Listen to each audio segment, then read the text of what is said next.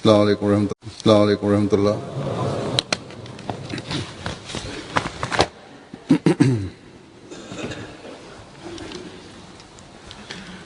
अशहदु अल्ला इलाहा इल्लल्लाह वहदहु ला शरीका लहु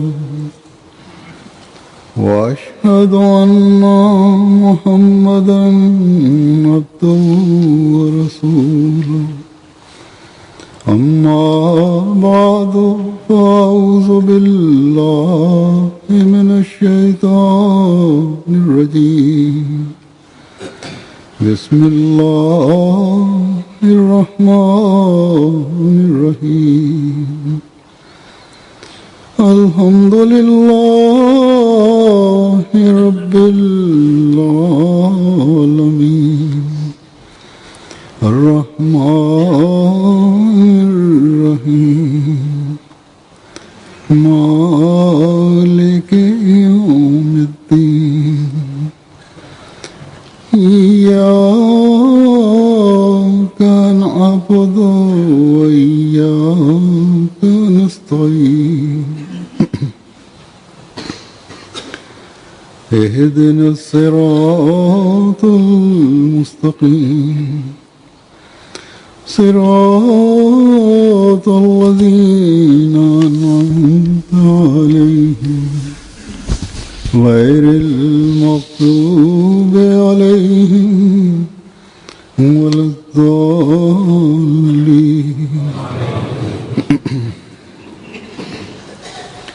वमिन्हुम मन यक़ूलु रब्बना आतिना फिद दुनिया हसनतन व फिल आखिरति हसनतन व क़िना अज़ाबन नार।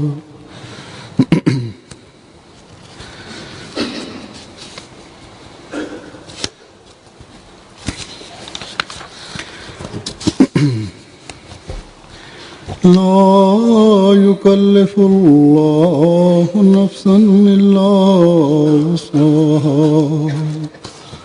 लहा मा कसबत व अलैहा मक्तसबत रब्बना ला तुआखिज़ना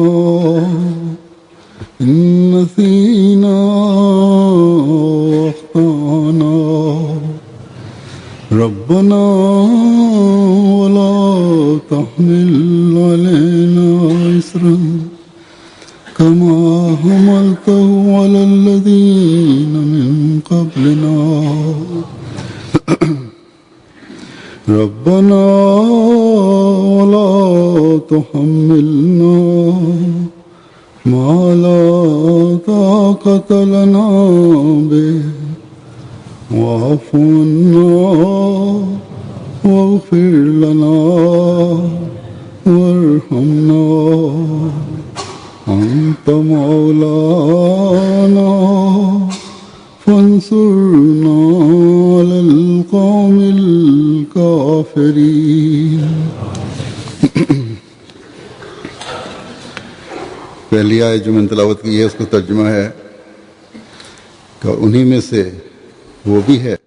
पहिरीं आयत जेका मूं तिलावत कई आहे उन जो तर्जुमो आहे ऐं उन्हनि मां उहो बि आहे जेको चए थो ऐं असांजा रब असांखे दुनिया में बि हसना अता कर ऐं आख़िरत में बि हसना अता कर ऐं असांखे बाहि जे अज़ाब खां बचाए।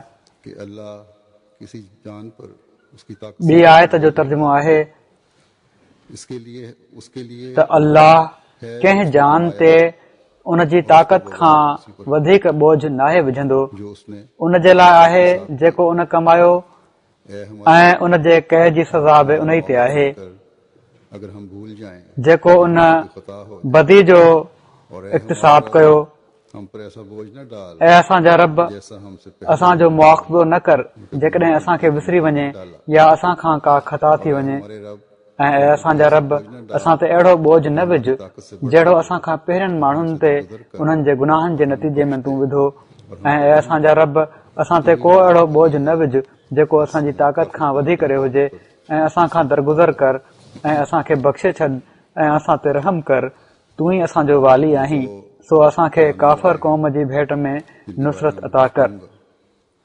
लेकिन इससे पहले ही ॿ क़ुरानी दुआऊं आहिनि जंहिंजे बारे में मां कुझु चवंदुसि, पर इन खां पहिरियां इस बारे में हज़रत मसीह दुआ जी का एक इक़्तिबास हक़ीक़त छा आहे, आप फरमाते उन जी फिलॉसफी छा आहे, इन जे बारे में हज़रत मसीह मऊद अलैहिस्सलातु वस्सलाम जो हिकिड़ो इक़्तिबास पढ़ां थो। पाण फरमाइनि था त जेको शख़्स ॾुखियाई ऐं मुसीबत महल ख़ुदा खां दुआ घुरे थो ऐं उन खां ॾुखियाईनि जो हल चाहे थो, उहो इन शर्त सां त दुआ खे कमाल ताईं पहुचाए छॾे, ख़ुदा ताला खां इत्मिनान ऐं सची ख़ुशहाली हासिल कंदो आहे। ना मिले तब भी किसी और किस्म की तसल्ली ऐं जेकॾहिं खुदा ताला की तरफ फर्ज़ कजे उसको त उहो मतिलबु उनखे न मिले, और हर तॾहिं बि कंहिं ॿिए क़िस्म जी तसल्ली ऐं सिकीनत ख़ुदा ताला जे तरफ़ां उनखे इनायत थींदी आहे ऐं हरगिज़ हरगिज़ हू नामुराद नाहे रहंदो। लेकिन जो शख्स दुआ के साथ ऐं अलावा कामयाबी जे ईमानी कुवत उन जी तरक़ी वठंदी आहे ऐं यकीन वधंदो आहे। पर जेको शख़्स ख़ुदा ताला जे पासे मुंहुं नथो करे, दानों का जवाब उहो हमेशह अंधो रहंदो आहे ऐं अंधो मरंदो आहे। नजर फरमाइनि था असांजी हिन तक़रीर में उन्हनि नादाननि जो जवाब काफ़ी तौर ते आहे जेके पंहिंजी ख़ताकार नज़र जे करे यानी ग़लति सोच रखण ऐं ज़ाहिरी तौर ते ॾिसण जे करे बावजूद ही एतिराज़ करे वेंदा आहिनि काल और काल त केतिरा ई अहिड़ा माण्हू नज़र अचनि था जो बावजूद इन जे जो हू पंहिंजे हाल ऐं काल सां दुआ में फना हूंदा आहिनि, यानी पंहिंजी उन्हनि जी हालत बि हीअ हूंदी आहे, कासत चवंदा बि आहिनि नामुराद रहते हैं चवंदा बि इहो ई आहिनि त दुआ कयूं पिया था ऐं दुआ जी कैफ़ियत बि हूंदी आहे, उन में फना हूंदा आहिनि, और पोइ बि पंहिंजे मक़सदनि में नामुराद रहंदा ऐं नामुराद मरंदा आहिनि, यानी उन्हनि जा मक़सद उन्हनि खे न आहिनि मिलंदा जेके हू चाहींदा आहिनि। वो उन पर फतह पाते ऐं उन्हनि जी भेट में हिकिड़ो ॿियो शख़्स हूंदो आहे जेको न दुआ जो क़ाइल न ख़ुदा जो क़ाइल, हू उन्हनि ते फतह हासिल कंदो आहे, यानी उनखे सभु कुझु मिली वेंदो आहे ऐं वॾियूं वॾियूं कामयाबियूं उनखे हासिल थींदियूं आहिनि। और तसल्ली और हकीकत सो जहिड़ो क हाणे ई मूं इशारो कयो आहे ज़ाहिर भी त असुल मतिलब दुआ जो इत्मिनान ऐं तसल्ली ऐं सची ख़ुशहाली हासिल करणु आहे। कि ये जो हकीकत में दुआ ज़ाहिरी ॾिसण वारो त ही ॾिसंदो आहे एक तो पहले त हू जंहिं मक़सद जे लाइ दुआ करे रहियो हुयो हिकिड़ो शख़्स उनखे हासिल न थियो, पर हज़रत मसीह मऊद अलैहिस्सलातु वस्सलाम फरमाइनि था ज़ाहिरी चीज को नहीं देखता त हीउ जेको हक़ीक़त में दुआ करण वारो आहे, हिकु त पहिरियों शर्त हीउ रखियो वियो आहे त दुआ खे कमाल ताईं पहुचाइण, ऐं जेको हक़ीक़त में दुआ करे थो उहो सिर्फ़ ज़ाहिरी शइ खे नाहे ॾिसंदो।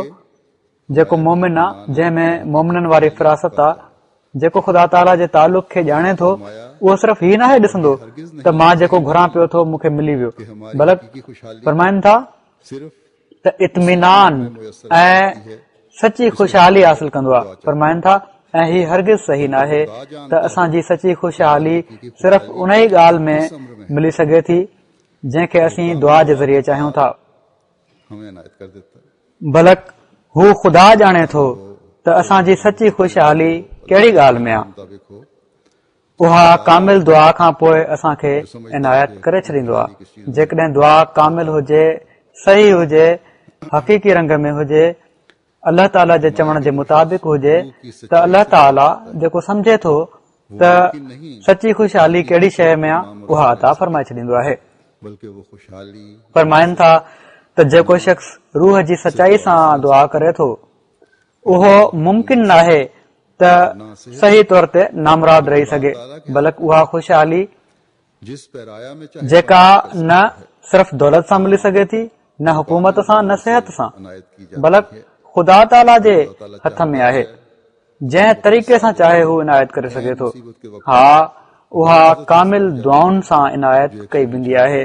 जेकॾहिं ख़ुदा ताला चाहे थो त हिकिड़े मुख़लिस सादिक खे बिल्कुलु मुसीबत जे वक़्तु उहा लज़त हासिल थी वेंदी आहे जेका हिकिड़े शहनशाह खे शाही तख़्त ते हासिल नथी थी सघे। सो इन ई जो नालो जो आखिर दुआ करने वालों को मिलती है। सची मुराद हासिल करणु आहे जेका आख़िर दुआ करण वारनि खे मिलंदी आहे। इज्जत मिलती है वो मुश्किल दुआ करण वारे खे जेका लज़त मिलंदी आहे नहीं मिल सकती। उहा बस ये दुआ की ॾुखियाई जे वक़्त में ई मिली सघे थी। फरमाइनि था जैसे कि मैंने त कहा जेका हिकिड़े बादशाह खे नथी मिली सघे ये दुआ सो है हीअ दुआ जी हक़ीक़त आहे। एक हकीकी मोमिन की ये सोच ऐं जहिड़ो कि मूं चयो इन जी मुख़्तसिर फिलॉसफी आहे। और हमें इसे हर हीअ दुआ जो रूह आहे ऐं हिकिड़े सचे मोमिन जी हीअ सोच आहे ऐं हुअणु घुर्जे के लिए दुआ को ऐं असांखे इन खे हर वक़्तु साम्हूं रखणु घुर्जे। और इस मुकाम तक सो जहिड़ो कि पाण फरमाइनि था त दुआ जी क़बूलियत जे लाइ दुआ खे कमाल ताईं पहुचाइणु ज़रूरी आहे आसार ज़ाहिर होना शुरू हो जाते हैं। ऐं इन मुक़ाम ताईं पहुची दिल की या त दुआ क़बूल थी वेंदी आहे जेका इंसान घुरे पियो थो अलाह ताला खां, जो है जिस वजह से उन जी क़बूलियत जा निशान ज़ाहिर थियण शुरू थी वेंदा आहिनि, या पोइ दिल जी अहिड़ी तसली ऐं सिकीनत थींदी आहे सुकून मिलता है। जो इंसान जो जो भी जेको गम जेको आहे जंहिंजे करे दुआ घुरे पियो थो उहो ख़तम थी वेंदो आहे, उहो लही वेंदो आहे। हिकिड़े ख़ासि क़िस्म जो सुकून मिलंदो आहे की होती है। त हाणे जेको बि ख़ुदा ताला जे वेझो मुंहिंजे लाइ बहितर हूंदो उहो ज़ाहिर थींदो। हीअ सोच आहे जेका हिकिड़े सचे मोमिन जी हूंदी आहे। खुदा ताला के फजल से मिलती है। अलाह ताला असां सभिनी खे हीअ मक़ाम हासिल करण जी तौफ़ीक़ अता फ़रमाए। हीअ तौफ़ीक़ बि ख़ुदा ताला जे फज़ल सां मिलंदी आहे। इन जे लाइ इन जे हुसूल जे लाइ बि दुआ करणु घुर्जे। तो जो दिलानी चाहता हूँ जैसा कि मैंने कहा ये दुआएं इन आयात में हैं। हिन वक़्तु हम पढ़ते भी हैं बहुत मां ॿिनि क़ुरानी इनमें से दुआउनि जी तरफ़ तवजो ॾियारणु चाहियां थो। जहिड़ो कि मूं चयो आते ना हीअ दुआऊं हिननि आयतुनि में आहिनि, असीं पढ़ंदा बि आहियूं, कि ऐ केतिरा ॼाणनि बि था। हमें इस दुनिया में भी हसनात आफरमा उन्हनि मां हिकिड़ी दुआ आहे त रब्बना आतिना फि दुनिया हसनतऊं व फिल आख़िरति हसनतऊं व क़िना अज़ाबन नार। त ऐं असांजा रब असांखे हिन दुनिया में बि हसना अता फ़रमाए ऐं आख़िरत में बि। ये पढ़ा करते थे। हीअ दुआ इस्लाम ने पाण सॻोरा सल्लल्लाहु अलैहि वसल्लम बि ख़ासि तौर ते पढ़ंदा हुआ ऐं असहाबनि खे बि इन तरफ़ तवजो ॾियारायूं ऐं असहाब बि ख़ासि तवजो सां ही पढ़ंदा हुआ। रुकू के बाद हज़रत मसीह मौद अलैहिस्सलातु वस्सलाम बि हिकिड़े वक़्त में जमायत जे माण्हुनि खे चयो हुयो त ख़ासि तौर ते हर निमाज़ जी आख़िरी रकत में ने भी खास तौर रुकू खां पोइ इस दुआ बीहबो आहे त उन में ही दुआ पढ़ंदा कयो। कई खुतबे में अपने बल्कि मुख्तलिफ खुतबात में और हज़रत ख़लीफ़तुल मसीह सानी बि ख़ासि तौर ते हिन दुआ जी तरफ़ तवजो ॾियारी ऐं पंहिंजे हिकिड़े खुतबे में बल्कि मुख़्तलिफ़ खुतबनि में जमायत खे पढ़ण जी तरकीन फ़रमायाऊं और हर वक्त ऐं इन जो तफ़सीर बि बयानु फ़रमायाऊं। लेकिन आजकल खास तौर पर जब दुनिया में सो हिन दुआ जी और फसाद ॾाढी अहमियत आहे। हूअं त ये दुआ हर दौर ऐं हर वक़्त जे लाइ हीअ दुआ आहे, हसना का पर अॼुकल्ह ख़ासि तौर ते जॾहिं दुनिया में हर पासे फितनो ऐं फसाद जाम लॻो पियो आहे, हीअ दुआ ख़ासि तौर ते असांखे पढ़णु घुर्जे। हसना जो मतिलबु आहे अच्छा त नेकी ऐं चङाई रज़ा के मुताबिक फ़ाइदो जंहिं में का बुराई ऐं नुक़सान न हुजे, अहिड़ो कमु हुजे बाज़ जंहिं जो हर पहलू खां सुठो नतीजो निकिरंदो हुजे भी ऐसे हालात हैं ऐं अल्लाह ताला जी रज़ा जे मुताबिक़ हुजे। की खास तौर पर जरूरत है। अहमदिन जे लाइ ये चाहते हैं त किन मुस्लमान मुल्कनि में बहैसियत अहमदी बि अहिड़ा हालात आहिनि जीने जो हीअ दुआ पढ़ण जी ख़ासि तौर ते ज़रूरत आहे। के ऐसे में ये दुआ अहमदियत जा मुखालिफ़ चाहिनि था त ख़ुदा ताला जी हर नेमत खां अहमदी खे महरूम कयो वञे, एसि ताईं जो उनखे हसना से हमें जीअण जे हक़ खां बि महरूम कयो वञे।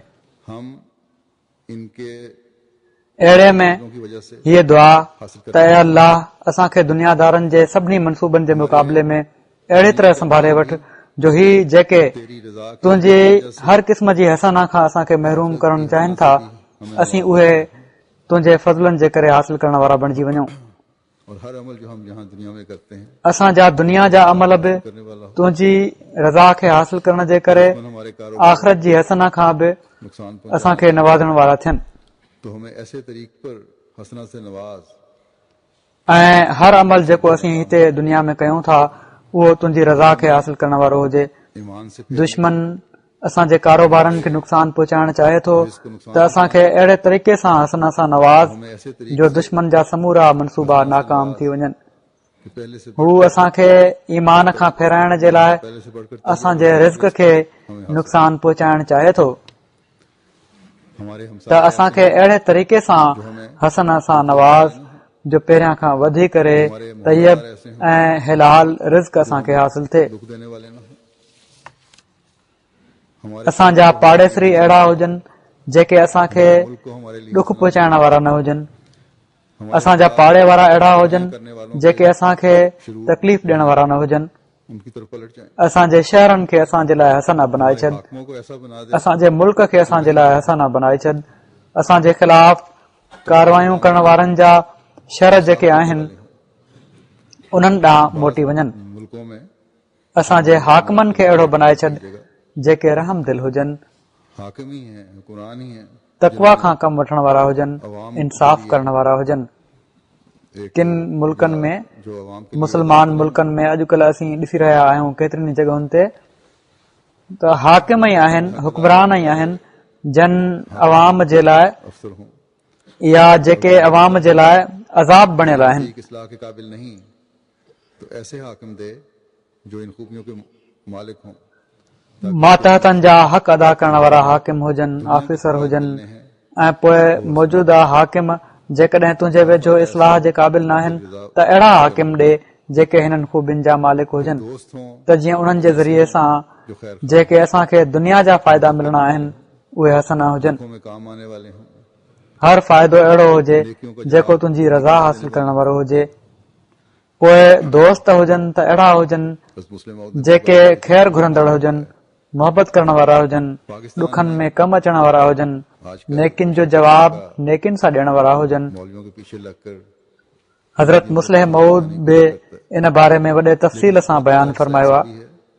पाकिस्तान में अॼुकल्ह बेशक हिकिड़ो तबिको पाकिस्तानी को मुल्हनि जे पुठियां लॻी अहमदनि खे नुक़सान पहुचाइण जी कोशिश करे थो, हर शख्स को पर हिकिड़ो तमामु वॾो हिसो अहिड़ो बि आहे जेके दोस्ती जो हक़ निभाइण वारा बि आहिनि। असीं हर पाकिस्तानी खे ख़राब नथा चई सघूं या मुख़्तलिफ़ मुल्कनि में हर शख़्स खे जिथे मुखालफ़त आहे जमायत जी ख़राब नथा चई सघूं। खैर खा हैं, मुश्किल और मुसीबत में काम आने वाले हैं। गुज़श्ता दिनों अहिड़ा माण्हू आहिनि जहिड़ो की मूं चयो दोस्ती जो हक़ निभाइण वारा आहिनि, हमदर्द आहिनि, अगवा करने वालों ने ख़ैर घुरंदड़ आहिनि, किया मुसीबत में ऐं ॾुखियाई में कमु अचण वारा आहिनि। नहीं था उनके भाई कुझु ॾींहं पहिरियां हिकिड़े अहमदीअ मूंखे ख़त में ॿुधायो लेकिन जेके अगवा थी विया हुआ पाकिस्तान में वो मांग रहे थे त अगवा करण वारनि उन्हनि खां इंतजाम नहीं हो रहा था। हिकिड़ी तमामु वॾी रक़म जी घुर कई कानून तक नहीं ऐं जंहिंजो इंतज़ाम फौरी तौर ते मुमकिन न हुयो। रकम खास उन्हनि जा भाइर कोशिश कंदा रहिया बाकी की जमानत दो ऐं पर जेतिरी रक़म हू घुरी रहिया हुआ अगवा करण वारा नहीं हो सकती। उनजो इंतज़ाम तो इनके न थी रहियो हुयो ऐं ज़रूरत उन्हनि में एॾी आहे, उन्हनि खे ख़बर आहे कानून उन्हनि ताईं पहुची नथो सघे। अमल में उन्हनि चयो अच्छा हिकिड़ी ख़ासि रक़म हेतिरी असांखे ॾेई छॾियो, बाक़ी जी ज़मानत ॾियो। ऐं ज़मानत बि कंहिं अहमदीअ जी नथी थी सघे इनके जरिए से लेनी है। त हिननि जे गैर अहमदी दोस्त हिननि जी ज़मानत ॾिनी ऐं जंहिंजे करे हिननि खे छॾे ॾिनो वियो। खातिर कुर्बानियां करने वाले हैं। हाणे हिन गैर अहमदी दोस्त बि पंहिंजी ज़िंदगीअ खे दाव ते लॻाए छॾियो। माहौल में रहने के बावजूद उन्हनि अगवा कंदड़नि हाणे जेका रक़म वठणी आहे हिननि जे ज़रिए वठणी आहे। त अहिड़ा बि आहिनि माण्हू जेके अहमदनि जी ख़ातिर कुर्बानियूं करण वारा आहिनि। दुनिया की हसना में से ये भी एक हसना। उन माहौल में रहण जे बावजूद जेको माहौल अॼुकल्ह उते ठहियल आहे मैं एक रिपोर्ट नेकी करण वारा माण्हू आहिनि, दोस्तीअ जो हक़ निभाइण वारा आहिनि, माली में हमारे रेडियो दहशत गर्दनि ऐं मुलनि जे ख़िलाफ़ आहिनि। दुनिया जी हसना मां हीअ बि हिकिड़ी हसना आहे त सुठा दोस्त मिली वञनि। इसको सुनकर बाद मुखालिफ मौलवी अहिड़ी तरह मां हिकिड़ी रिपोर्ट ॾिसी रहियो हुयुसि, मदद लेते मिशन्स मां रिपोर्ट्स ईंदियूं आहिनि। माली में ताकि अहमद की तबलीग असांजा रेडियो स्टेशन नवां क़ाइमु थिया आहिनि, जिस हद उन्हनि जे करे तबलीग तमामु वसी पैमाने ते थी रही आहे। इन खे ॿुधी के मुख़ालिफ़ मौलवी जेके आहिनि, जेके मुस्लमान मुल्कनि खां मदद वठंदा आहिनि, अरब मुल्कनि खां, फोन भी करते रहते हैं, त जीअं अहमद जी तबलीग खे रोकनि ऐं प्रोपेगेंडा उन्हनि खे जेतिरी हद ताईं थी सघे थो दुनिया जो नुक़सान पहुचाइण जी बि कोशिश कनि, त अहिड़नि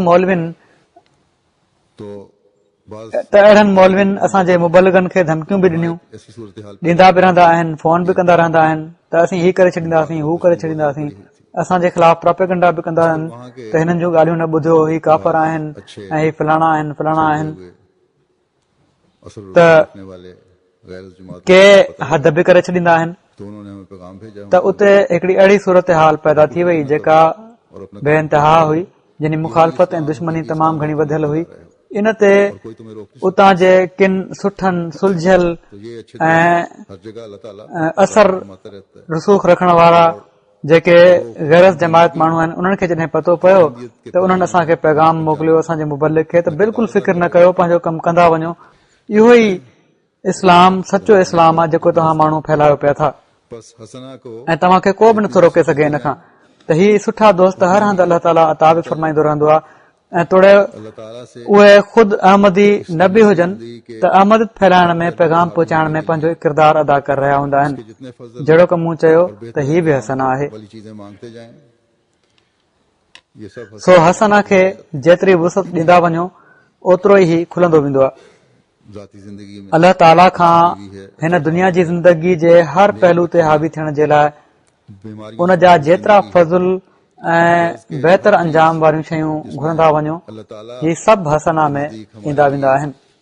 बेहतरी और फायदा है वही ज़ाती ज़िंदगीअ में सुठी घरवारी आहे, सुठो मुड़ुसु आहे, नेक ॿार आहिनि, बीमारियुनि खां महफ़ूज़ ज़िंदगी आहे। जो उसकी मक़सद त हर शइ जंहिं में अलाह ताला जे वेझो असांजे लाइ बहितरी ऐं फ़ाइदो आहे, और बातनी लिहाज से भी उहा ई दुनिया जी हसना आहे। काम इल्म सिर्फ अल्लाह ताला का है। ऐं इहा ई हिकिड़े मोमिन जी मर्ज़ी ऐं ख़्वाहिश आहे त अलाह ताला उनखे हर उहा शइ ॾे जेका उन जी ज़रूरत आहे, हर लिहाज़ खां सुठी हुजे, ज़ाहिरी बि ऐं बातनी लिहाज़ खां बि, गलती खा सकते हैं, छो त ग़ैब ऐं हाज़िर जो समूरो इल्म सिर्फ़ अलाह ताला खे आहे। तंहिं करे उहो ई बहितर फ़ैसिलो करे सघे थो त असांजे लाइ ज़ाहिरी ऐं बातनी लिहाज़ खां कहिड़ी शइ बहितर आहे। बन जाता है। असीं त कंहिं शइ जी चूंड में ग़लती करे सघूं था, पर ख़ुदा ताला त कंहिं क़िस्म जी ग़लती नथो करे सघे। शरीक बनाया लेकिन वही उनको नुकसान ज़ाहिर तौर ते असीं कंहिंखे सुठो दोस्त समझंदा आहियूं, पर उहो ई नुक़सान पहुचाइण वारो बणिजी वेंदो आहे। केतिरा ई अहिड़ा मामला ईंदा आहिनि जिथे माण्हुनि ॾाढो एतबार कयो पंहिंजे दोस्तनि ते, जमाती कारोबारनि में उन्हनि खे शरीक कयाऊं, रोजमर्रा पर उहे ई उन्हनि खे नुक़सान पहुचाइण वारा बणिजी विया। बाज लोग बाज बातें ऐसी करते हैं असीं कंहिंखे हाकिम बनाए छॾींदा आहियूं, जो परेशानी और मुश्किल का बायस उहो ई नुक़सान पहुचाइण वारो बणिजी वेंदो आहे। बस सही रंग में इलावा जमायती रंग जी परेशानियुनि जे है रोज़ानो जे मामलनि में बि असीं ॾिसूं था त के माण्हू के ॻाल्हियूं अहिड़ियूं कंदा आहिनि भी परेशानियों से इंसान बच सकता है, जेके परेशानी ऐं ॾुखियाई जो बल्कि अल्लाह ताला कारण बणिजी वेंदियूं आहिनि। को भी वारिसपन सो सही रंग में रब्बना आतिना फि दुनिया हसना जी दुआ आहे जेका अल्लाह ताला क़बूल फरमाए वठे त जमायती बि ऐं ज़ाती बि परेशानियुनि खां इंसान बची वेंदो आहे। उन्हें हर वो चीज दे न सिर्फ़ बची सघे थो बल्कि अल्लाह ताला जे इनामनि जो बि वारिस बणिजंदो आहे। अच्छी चीज दे।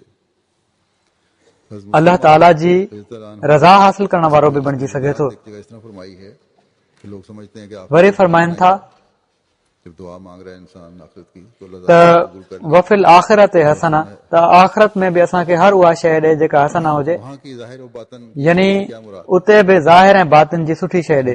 हज़रत मुस्लिम मऊद रज़ियल्लाहु ताला अन्हु इन जी वज़ाहत हिकिड़े हंधि हिन तरह फरमाई आहे त माण्हू सम्झंदा आहिनि त आख़िरत में त हसना आहे ई, जॾहिं दुआ घुरे रहियो आहे इंसान आख़िरत जी त अल्लाह ताला जेकॾहिं क़बूल करे वरिती त हसना आहे, मसलन त उतां जी ज़ाहिर ऐं बातिन जी सुठाई मां छा मुराद आहे। होता है कि दोज़ख इन जी वज़ाहत में फरमाइनि था त आख़िरत में त सभई शयूं सुठियूं ॼण त आहिनि, बुरी चीज भी है, पर आख़िरत में बि के शयूं अहिड़ियूं आहिनि जेके बातिन में सुठियूं आहिनि मगर ज़ाहिर में ख़राब आहिनि। मसलन दोज़ख आहे। तुम ये दुआ करो क़ुर शरीफ़ मां ख़बर पए थी त दोज़ख इंसान जी इस्लाह जो ज़रियो आहे। हिक लिहाज़ खां उहा ख़राब शइ बि आहे। वो चीज न दे सो जॾहिं आख़िरत जे लाइ बि ख़ुदा ताला हसना जो लफ़्ज़ रखियो आहे त इन लाइ खुदा ताला त तव्हां हीअ दुआ कयो त ए ख़ुदा में बुरा है असांजी इस्लाह दोज़ख ज़रिए न थिए बल्कि तुंहिंजे फज़ल सां थिए ऐं आख़िरत में असांखे उहा शइ न ॾे जेका सिर्फ़ बातिन में ई भली आहे। यहाँ ये भी जीअं दोज़ख बातिन में भलो आहे इस दुनिया की त इन सां ख़ुदा ताला जो कुर्ब हासिल थींदो आहे मगर ज़ाहिर में ख़राब आहे छो त उहो अज़ाब आहे।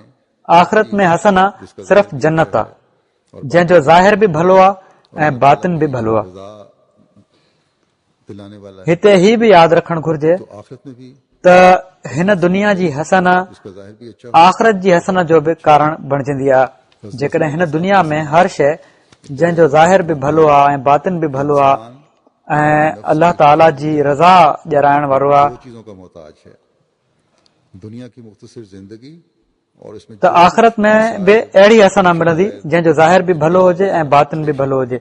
हज़रत मसीह मौद अलैहिस्सलाम हिकिड़े हंधि इन बारे में फरमाइनि था त इंसान पंहिंजे नफ़्स जी ख़ुशहाली जे वास्ते ॿिनि शयुनि जो मुहताज आहे, दुनिया जी मुख़्तसिर ज़िंदगी ऐं उन में जेके कुझु मुसीबतूं ॾुखियायूं इब्तिला वग़ैरह पेश ईंदा आहिनि और गंदी जिंदगी और इन्हनि खां अमन में रहे। खुलिकल इंसान ॿियो ॾोह ऐं नाफ़रमानी ऐं रूहानी बीमारियूं जेके उनखे ख़ुदा ताला खां परे कंदियूं आहिनि उन्हनि खां छुटकारो हासिल करे त दुनिया जी हसना ही आहे त छा जिस्मानी ऐं छा रूहानी तौर ते हर हिकु बला ऐं गंदी ज़िंदगी ऐं ज़िलत खां महफ़ूज़ रहे। खोलेकल इंसान ज़ईफ़ा यानी इंसान कमज़ोर पैदा कयो वियो आहे। फरमाइनि था त हिकिड़े नह में ई सूर हुजे त ज़िंदगी बेज़ार थी वेंदी आहे। फरमाइनि था अहिड़ी तरह जॾहिं इंसान जी ज़िंदगी ख़राब थींदी आहे मसलन जीअं बाज़ारी औरतुनि जो टोलो आहे से ख़्वाह वो दुनिया का हो ख़्वाह आखिरत का त उन्हनि जी ज़िंदगी केॾी न उदाही सां भरियल आहे ऐं बहाइम वांगुरु आहे, जानवरनि जहिड़ी ज़िंदगी आहे आखिरत का पहलू है, वो भी दुनिया की हसना का जो ख़ुदा ऐं आख़िरत जी का ख़बर ई कोन्हनि।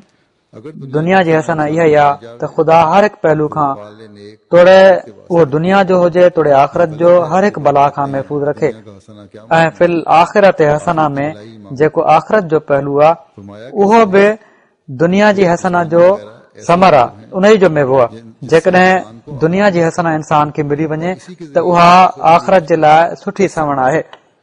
और ही ग़लति आहे जेके माण्हू चवंदा आहिनि त दुनिया जी हसना छा घुरणी आहे, आख़िरत जी भलाई घुरो। दुनिया में जो फरमाइनि था त जिस्मानी सिहत वग़ैरह अहिड़ा मामला आहिनि जंहिंसां इंसान खे आराम मिलंदो आहे ऐं इन ई जे ज़रिए सां हू आख़िरत जे लाइ कुझु करे सघे थो बंदा अमाल ऐं इन जे लाइ दुनिया खे आख़िरत जी मज़रा चइबो आहे यानी आख़िरत जी पोख चइबो आहे। दुनिया में जेको पोखींदो उहो ई उते वञी लुणंदो के वक़्त नाज़ ऐं दर हक़ीक़त जंहिंखे ख़ुदा दुनिया में सिहत इज़त औलाद ऐं आफ़ियत ॾेई छॾे ऐं उम्द नेक अमल उन जा हुजनि त उमेद हूंदी आहे त उन जी आख़िरत बि भली हूंदी। बल्कि इससे बचने की दुआ करो।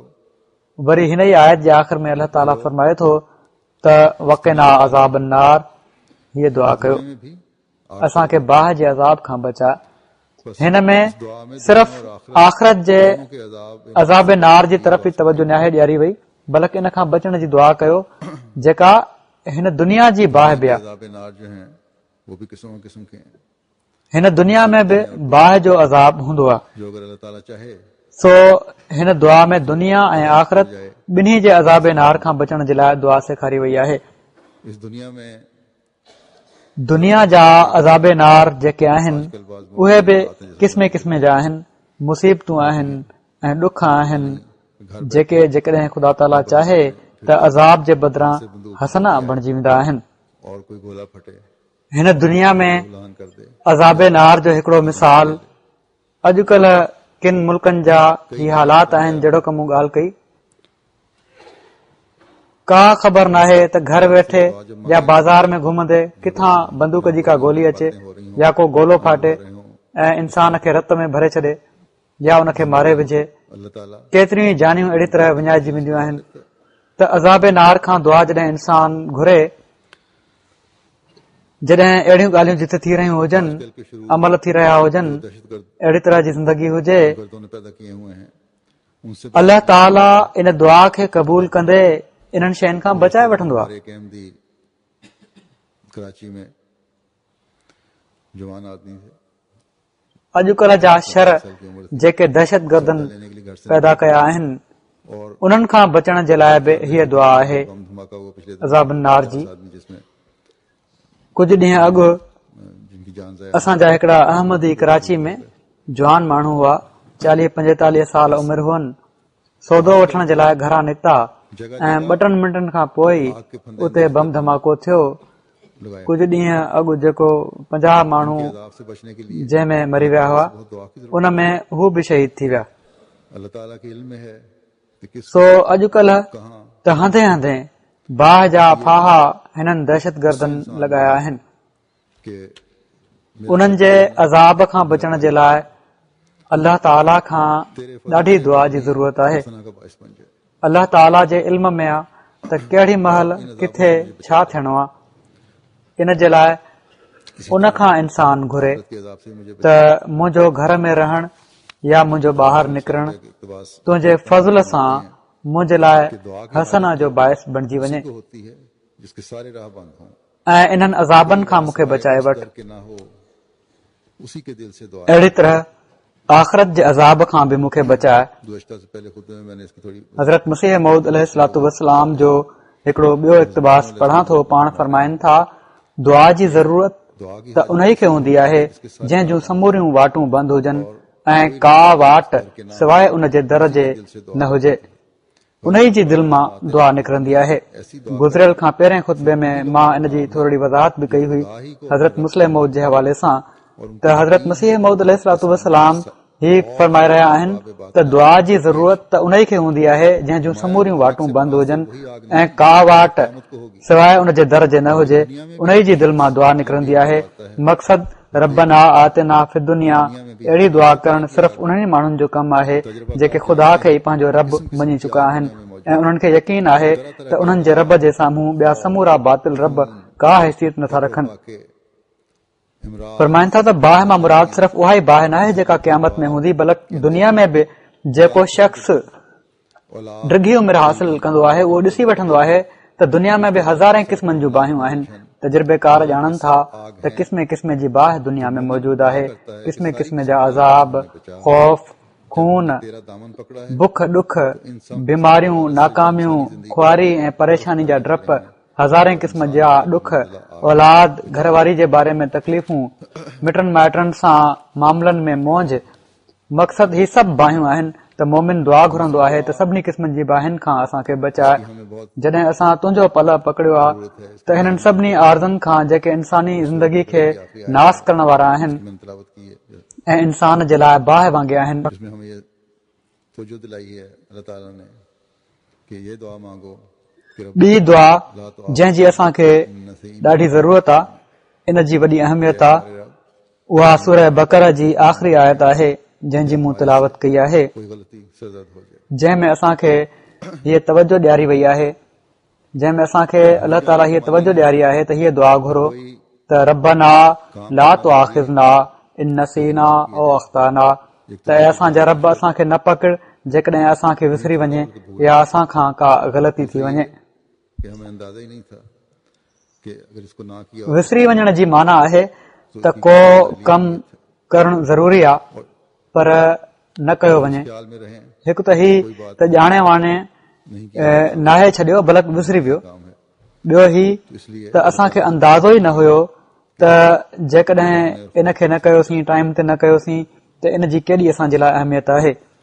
लेकिन ऐं इन ख़्याल में रहूं त का ॻाल्हि नाहे कयो त छा थियो, मामूली कमु आहे। कौन सा अहम है और कौन त इन जे लाइ अल्लाह ताला खां दुआ घुरी आहे त असांखे भुलिजण ऐं ख़ता करण खां बचाए।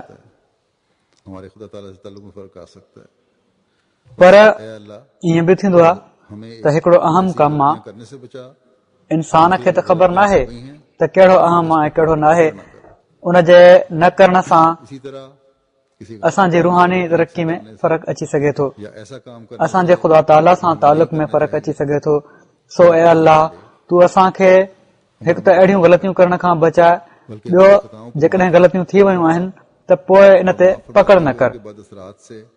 अहिड़ी तरह को कमु ग़लति तरीक़े सां करण सां या अहिड़ो कमु करण सां जेको असांखे न करणु घुर्जे, असांखे पकड़ में न वठि, असांजो मुआख़ज़ो न कर, बल्कि असां जिन ख़ताउनि खे मुआफ़ फरमाए ऐं मुआफ़ फरमाईंदे उन्हनि जे ख़राब असरनि खां ऐं पंहिंजी नाराज़गी खां असांखे बचाए वठि। पर जेकॾहिं असीं ॼाणे वाणे हिकिड़ो ग़लति कमु कंदा वञूं या ग़लति तरीक़े सां कंदा वञूं, पंहिंजी इस्लाह जी कोशिश न कयूं ऐं पोइ हीअ दुआ बि घुरंदा रहूं त पोइ हीअ दुआ न हूंदी, बल्कि अलाह ताला ऐं दुआ सां हिकिड़ो मज़ाक बणिजी वेंदो। सो दुआऊं बहितर नतीजनि जे लाइ हूंदियूं आहिनि, अलाह ताला खे आज़माइण लाइ न।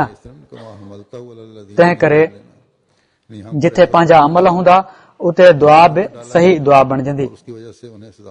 ऐं उहो बि जहिड़ो कि हज़रत मसीह मौद अलैहिस्सलाम फरमायो आहे त उनखे कमाल ताईं पहुचायो। पोइ अचे थो रब्बना वला तहमिल अलैना इसरन कमा हमलतहु अलल लज़ीना मिन क़ब्लिना, यानी असां ते अहिड़ो बोझ न विझ जेको पहिरियनि ते विधो वियो ऐं उन जे करे उन्हनि खे सज़ा मिली। हिते हीअ ॻाल्हि यादि रखणु घुर्जे त निमाज़ूं पढ़ण या क़ुर शरीफ़ जे हुकमनि जे तालुक़ में जेके हुकुम आहिनि उन में ही नाहे चयो वियो त ही असांजा गैर मामूली बोझ आहिनि। ख़ुदा ताला त हिते पहिरियां ई फरमाए छॾियो आहे ला युकल्लिफुल्लाहु नफ्सन इल्ला वुसअहा, त अलाह ताला पंहिंजा हुकुम इंसान जी ताक़त ऐं वुसअत जे मुताबिक़ ई ॾींदो आहे। इन बोझ न विझण जी हीअ माना आहे त किन जुर्मनि जे करे पहिरियनि माण्हुनि खे सज़ाऊं ॾिनियूं वयूं, उहे सज़ाऊं असां ते नाज़िल न थियनि ऐं असां खां उहे ग़लतियूं न थियनि जेके पहिरियनि माण्हुनि खां थियूं हुयूं ऐं उहे तबाह थी विया। जेकॾहिं असीं ग़लतियूं बि कंदा रहूं ऐं पोइ चऊं त असांखे सज़ा बि न मिले जेका पहिरियनि खे मिली, त हीउ त नथो थी सघे। हीउ अल्लाह जे उमूमी कानून जे ख़िलाफ़ आहे। सो हीअ दुआ ऐं साण ख़राब अमलनि खां बचण जी कोशिश ई इंसान खे उन सज़ा खां बचाईंदी आहे। पहिरियनि माण्हुनि जी ख़ताउनि जे करे उन्हनि ते अहिड़ियूं हुकूमतूं मुसलत कयूं वयूं जेके उन्हनि जो ख़्याल न रखंदियूं हुयूं। सो असांखे अहिड़नि हुकुमराननि खां बचाए जेके असां जे लाइ सज़ा बणिजी विया आहिनि ऐं तुंहिंजी नाराज़गी जे करे हीअ सज़ा असां ते मुसलत आहे। जेकॾहिं त नाराज़गी जे करे आहे त तमामु घणियूं दर्द सां दुआऊं करण जी ज़रूरत आहे। जेकॾहिं ही सिर्फ़ इम्तिहान आहे त हिन इम्तिहान खे बि असां खां हल्को करे छॾ।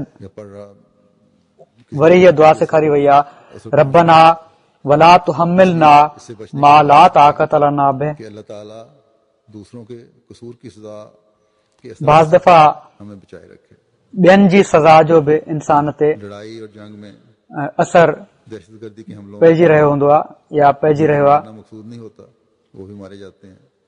कंहिं न कंहिं तरीक़े सां असर पहुची रहियो हूंदो आहे। इन लाइ इन खां बचण जी बि दुआ सेखारी वई आहे त ए अल्लाह ॿियनि जे ॾोहनि जी सज़ा जे असरनि खां बि असांखे बचाए रख। लड़ाई ऐं जंग में दहशतगर्दी जे हमलनि में जिन खे मारणु मक़सूद नाहे हूंदो उहे बि मारिजी वेंदा आहिनि। जहिड़ो की मूं हाणे ई ॿुधायो आहे, कंहिं ख़ासि ग्रुप खे मारणु चाहिनि पिया पर उते जेको बि वियो उहो मरी वियो, मासूम ॿार बि मरी वेंदा आहिनि। हज़रत मुस्लिम मऊद बयानु फरमायो आहे त मा ला ताक़त लना बिह जो शर्त इन लाइ आहे जो हिते नाराज़गी जो सुवाल न आहे, बल्कि दुनिया जी मुसीबतुनि ऐं इब्तिलाउनि जो ज़िक्र आहे। नाराज़गी त ख़ुदा ताला जी नंढी बि बर्दाश्त नाहे थींदी, पर नंढी तकलीफ़ बर्दाश्त कई वेंदी आहे। सो रूहानी सज़ा में हीअ दुआ आहे त असांखे तुंहिंजी कंहिं नाराज़गी खे बर्दाश्त करण जी ताक़त न आहे, मगर जॾहिं दुनिया जी तकलीफ़ुनि जी ॻाल्हि आई त उते हीअ दुआ सेखारी वई त मूंखे सनन थुलनि इब्तिलाउनि ते एतिराज़ कोन्हे। मां ही नथो चवां त हमेशा गुलनि जी सेज ते हलंदो रहां, छो त अल्लाह ताला इंसान जी आज़माइश जे लाइ फरमायो आहे त मां इम्तिहान वठंदुसि ऐं दुनिया में ईंदा रहंदा आहिनि। उन्हनि जे बारे में मुंहिंजी हीअ दुआ आहे त ईअं न थिए त उहे इब्तिला मुंहिंजी ताक़त खां ॿाहिरि हुजनि। क्योंकि जैसा कि मैंने कहा खुदा ताला ने फरमाया है मोमिन इब्तिलान जी ख़्वाहिश नाहे कंदो, पर छो त जहिड़ो मूं चयो ख़ुदा ताला फरमायो आहे त मां मोमिन खे आज़माईंदो आहियां, इन लाइ आज़माइश खे आसान करण जी दुआ बि सेखारे छॾियईं। कर ऐं पोइ फरमाए थो त हीअ दुआ कयो त वाफ़ो अन्ना मूंखां अफ़व कर उसके नताए ऐं ख़राब नतीजनि खां मूंखे बचाए वठि। मेरे गलत कामों पर पर्दा डाल वग़फ़िर लना ऐं जेके ग़लति कम मूंखां थी विया आहिनि उन्हनि जे नतीजनि ऐं असरनि खां मूंखे बचाए वठि। गलत काम किया ही नहीं मुंहिंजे ग़लति कमनि ते पर्दो विझी छॾ मानी ऐं ईअं थी वञे जीअं मूं ग़लति कमु कयो ई नाहे। इंसान से रह जाए तो उसका इजाला अफ़फ जी माना रहम बि हूंदो आहे करती जाए बस ऐं जेका शइ कंहिं इंसान खां रहिजी वञे उन जो इज़ारो उन ई सूरत में थींदो आहे त उहा मुहैया कई वञे। सो वाफ़ो अन्ना में ही फरमायो वियो आहे त जेका शइ रहिजी वई आहे उनखे तूं पंहिंजे रहम सां अपने मुंहिंजे अमल मां जेका शइ रहिजी वई आहे या मुंहिंजे कम में जेका शइ रहिजी वई आहे तूं उनखे पंहिंजे रहम ऐं फज़ुल सां मुहैया फरमाए छॾ। वरहमना यानी जेके बि मूंखां ग़लतियूं थियूं आहिनि ऐं मुंहिंजी तरक़ी जे रस्ते में रोक आहिनि या मुंहिंजे करे जमायती तरक़ी ते असरअंदाज़ थी सघनि थियूं, उन्हनि ग़लतियुनि जे बारे में मूं ते रहम कर ऐं तरक़ियुनि जे रस्ते में सभिनी रोकुनि खे ख़तमु फरमाए छॾ। तेरी तरफ मंसूब करनी अंत मौलाना तूं असांजो मौला आहीं, असांजो आका आहीं। माण्हुनि असां जूं कमज़ोरियूं तोॾां मनसूब करणियूं आहिनि। अॼु दुनिया में तो उसका हिकु जमायती आहे जंहिंजी हीअ दावा आहे त असीं जमायत आहियूं। को जमायत जो माण्हू बि जॾहिं का हरकत कंदो आहे त उनजो असर गॾियल तौर ते जमायत ते ई बाज़ दफ़ा पइजी वेंदो आहे। कि ये सो जॾहिं माण्हुनि कमज़ोरियूं ऐं ख़ुदा तोॾां मनसूब करणियूं आहिनि, माण्हुनि हीउ चवणो आहे त हीअ ख़ुदाई जमायत चवराए थी, दावा करे थी, ए मौला उनखे बि ॿियनि वांगुरु तकलीफ़ूं पहुची रहियूं आहिनि ऐं सज़ाऊं बि मिली रहियूं आहिनि। हमारी कमजोरियां सो ए मौला तूं असांजो आका आहीं, असां तुंहिंजा ख़ादिम आहियूं, तूं रहम कर। असां जूं कमज़ोरियूं में कुछ ताल्लुक नहीं तोॾां मनसूब थींदियूं। माण्हू सम्झंदा त ही सिर्फ़ हिननि जूं दावाऊं आहिनि, न त ख़ुदा ताला जो हिननि सां को तालुक नाहे। ऐं जेके हिदायत ऐं तबलीग जा कम असीं करे रहिया आहियूं उन में रोकूं पैदा थींदियूं, उन ते असर पवंदो ऐं माण्हू हिदायत खां महरूम थी वेंदा। सो असीं रहम पिनूं था, पंहिंजनि ग़लतियुनि ऐं लापरवाहियुनि जो इक़रार कयूं था, तोखां अफ़व ऐं बख़्शिश तलबींदड़ आहियूं। काफिरों की कौम फनसुरना अलल क़ौमिल काफ़िरीन। सो पंहिंजी ख़ासि नज़र असां ते विझंदे असांखे काफ़रनि जी क़ौम ते ग़लबो अता फरमाए। रोक वाक़िया हो रही है उन पर तू हमें ऐं जेके माण्हू अहिड़ा कम करे रहिया आहिनि जंहिंसां इस्लाम जी तरक़ी में लाने वाले हैं रोक पइजी रही आहे, उन्हनि ते तूं असांखे ग़ालिब कर ऐं तुंहिंजे नाले ऐं तुंहिंजी तबलीग खे असीं दुनिया में फैलाइण वारा थियूं। अॼुकल्ह सिर्फ़ गैर मुस्लिम ई न आहिनि या उहे माण्हू जेके ख़ुदा खे नथा पिया मञनि उहे इस्लाम जे ख़िलाफ़ सिर्फ़ ॻाल्हियूं कोन था पिया कनि, बल्कि मुस्लमाननि मां बि हिकिड़ो तबिको अहिड़ो आहे जेको इस्लाम जी तबलीग जे रस्ते में रोक बणिजी रहियो आहे। जो बल्कि मुस्लमाननि मां वधीक अहिड़ा आहिनि जेके इस्लाम खे बदनाम कनि पिया था जो शिदत पसंद ऐं गैर मुस्लिम दुनिया में असांजी तबलीग में रोक बणिजी रहिया आहिनि। के नाम पर बाज़ ग्रोह बने हुए हैं जेके शिदत पसंद इस्लाम जे नाले ते जो शिदत पसंदी के टोला बणियल आहिनि, जेको शिदत पसंदी वारो इस्लाम ही माण्हू पेश करे रहिया आहिनि, बस उन जो असर खास शिदत असांजी तबलीग ते बि थींदो आहे, इस लिहाज से थी रहियो आहे। सो अल्लाह ताला खां ख़ासि शिदत सां इन लिहाज़ खां बि दुआ जी ज़रूरत आहे। कि रब्बे कुल्लो शैइन खादिम पोइ दुआउनि में हज़रत मसीह मौद अलैहिस्सलाम जी दुआ जेका इल्हामी दुआ आहे त रब्बे कुल्लो शैइन खादिमुक रब्बे फाफ़ज़नी वंसुरनी वरहमनी, त अल्लाह ताला असांखे पंहिंजी हिफ़ाज़त में रखे, असांजी मदद फरमाए ऐं असां ते रहम फरमाए। आजकल बहुत ज़रा पढ़ने की ज़रूरत है, मुझे भी इस दुआ की तरफ दुनिया लाई गई है, ऐं आख़िरत जी हसना सां असांखे नवाज़ींदो रहे। हीअ दुआ बि अॼुकल्ह तमामु घणो पढ़ण जी ज़रूरत आहे। मूंखे बि हिन दुआ जी तरफ़ ख़ासि तवजो ॾियारी वई आहे। इन लाइ हीअ दुआ ख़ासि तौर ते हर अहमदी खे पढ़णु घुर्जे। अल्लाह ताला हर अहमदी खे हर शर खां महफ़ूज़ रखे, दीन ऐं दुनिया ऐं आख़िरत जी हसना सां असांखे नवाज़े। नेकिन ते क़ाइमु फरमाए, लग़्ज़िशुनि ऐं गुनाहनि खे मुआफ़ फरमाए ऐं आइंद उन्हनि खां हमेशह बचाए।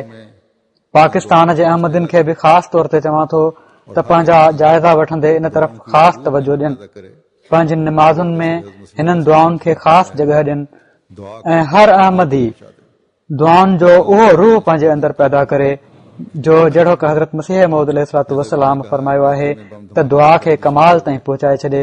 अल्लाह ताला असांखे इन जी तौफ़ीक़ अता फरमाए। जहिड़ो कि मूं चयो त कराची में हिकिड़े बम धमाके में हिकिड़ो अहमदी शहीद थी वियो, अहिड़ी तरह हिकिड़ी ॿी वफ़ात बि थी आहे पाकिस्तान में, जेके असांजा हिकिड़ा पुराणा सिलसिले जा ख़ादिम हुआ त हिननि ॿिन्ही जा ग़ाइब जनाज़ा मां निमाज़ुनि खां पोइ पढ़ाईंदुसि। हिननि जा मुख़्तसिर कवाइफ़ पेश करे थो छॾियां। जेके शहीद थिया आहिनि उन्हनि जो नालो मुकरम मोहतरम मुबशर अहमद अब्बासी साहिब आहे, इब्न मुकरम नादिर बख्श अब्बासी साहिब। 3 मार्च 2013 में हिननि जी शहादत थी आहे। मुबशर अहमद अब्बासी साहिब मरहूम जे ख़ानदान में संदन पर ॾाॾे मुकरम ऐं मोहतरम तवंगर अली अब्बासी साहिब जे ज़रिए अहमदियत आई। हिननि हज़रत मसीह मौद अलैहिस्सलातु वस्सलाम जे दस्ते मुबारक ते बैत कई। हिननि जे ख़ानदान जो ताल्लुक़ अलीपुर खेड़ा या खीड़ा यूपी इंडिया सां हो। संदन ख़ानदान में 2 फुफड़ हिननि जा मोहम्मद सादिक आरिफ साहिब ऐं मुकरम मोहम्मद यूसुफ साहिब गुजराती दरवेश कादियान हुआ। संदन ॾाढो इंडियन पुलिस में हुयो। रिटायरमेंट खां पोइ उन्हनि ज़िंदगी वक़्फ़ करे छॾी ऐं कादियान में बतौर इंस्पेक्टर बैतुल माल ख़िदमत जी तौफ़ीक़ हासिल कयाऊं।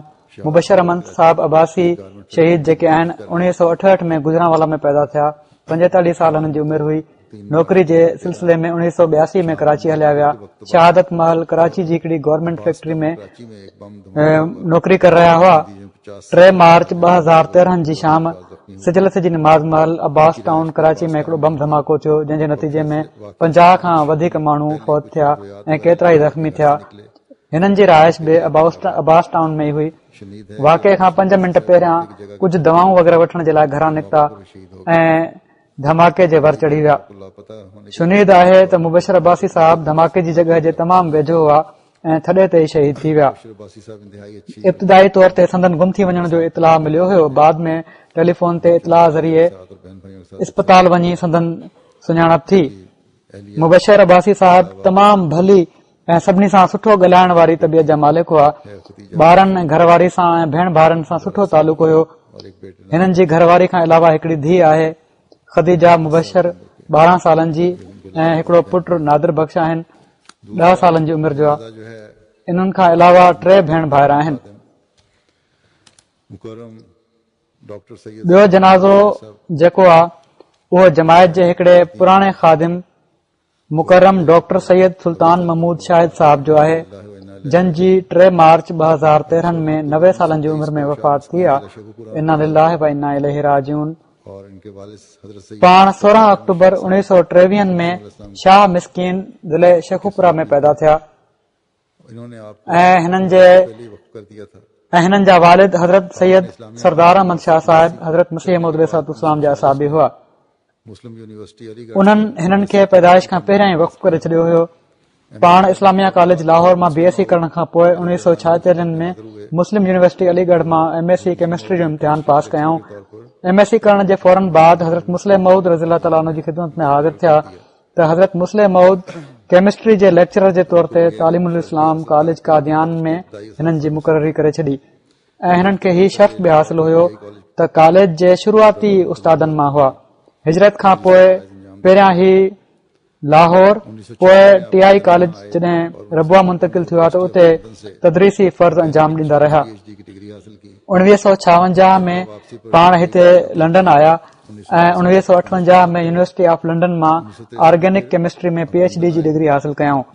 रबुआ वापसी ते TI कॉलेज रबुआ में 1963 ताईं केमिस्ट्री पढ़ाईंदा रहिया। 1963 में पोइ पाण लंडन आया और इसी तरह ऐं 1964 में लंडन यूनिवर्सिटी मां पोस्ट डॉक्टरेट कयऊं।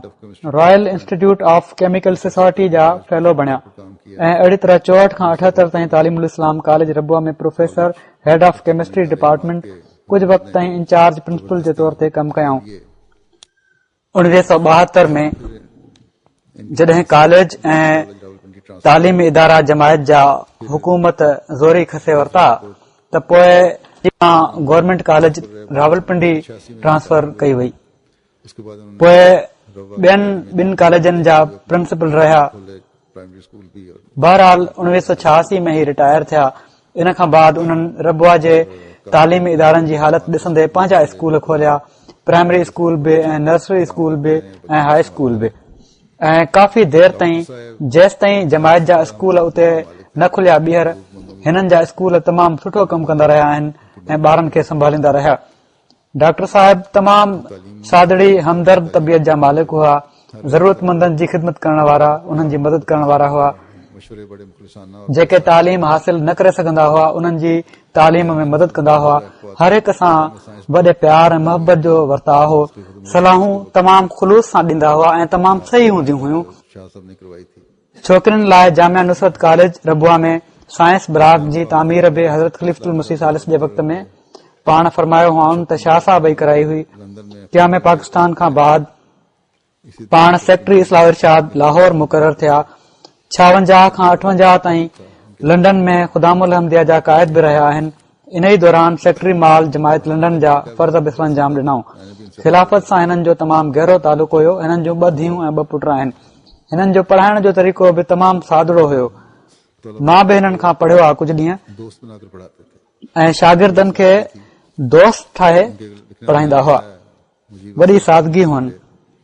हिननि जे हिकिड़े लिखण वारे लिखियो आहे, मुजीब असगर साहब मूंखे त हिकु दफ़ो लंगर खाने में पाकिस्तान में ड्यूटियूं हुयूं त ही लंगर खाने आया। हिननि जा कुझु महिमान आयल हुआ, मानी वठणी हुई त लंगर खाने वारनि हिननि खे चयो त मानियूं गरम आहिनि, तव्हां को कपिड़ो आंदो आहे, कपिड़ो ॾियो त तव्हांखे मानी विझी ॾियूं। त हिननि चयो त मां कपिड़ो त आंदो कोन्हे। सलवार कमीस हिननि खे पातल हुई। कमीस जी झोली ठाहे अॻियां करे छॾियऊं त हिन में विझी छॾियो ऐं हू खणी हलिया विया ऐं कंहिं क़िस्म जो को शर्म महसूस न कयऊं त मां हिन तरह मानी खयूं पियो थो वञा, छो त हज़रत मसीह मौद अलैहिस्सलाम जे महिमाननि खे खाराइणी हुई ऐं वॾी सादगी हुई। इन लिहाज़ खां अल्लाह ताला हिननि जा दर्जात बुलंद फरमाए, मग़फ़िरत जो सलूक फरमाए। अहिड़ी तरह शहीद जा बि दर्जात बुलंद फरमाए, उन्हनि जे ॿारनि खे सब्र, हिम्मत ऐं हौसलो अता फरमाए। अल्हम्दुलिल्लाह नहमदुहु व नस्तईनुहु व नस्तगफिरुहु व नुमिनु बिही व नतवक्कलु अलैहि व नऊज़ु बिल्लाहि मिन शुरूरि अनफुसिना व मिन सय्यिआति अअमालिना। मन यहदिहिल्लाहु फला मुदिल्ल लहु व मन युद्लिल्हु फला हादिय लहु व नशहदु अन ला इलाहा इल्लल्लाह व नशहदु अन्ना मुहम्मदन अब्दुहु व रसूलुहु।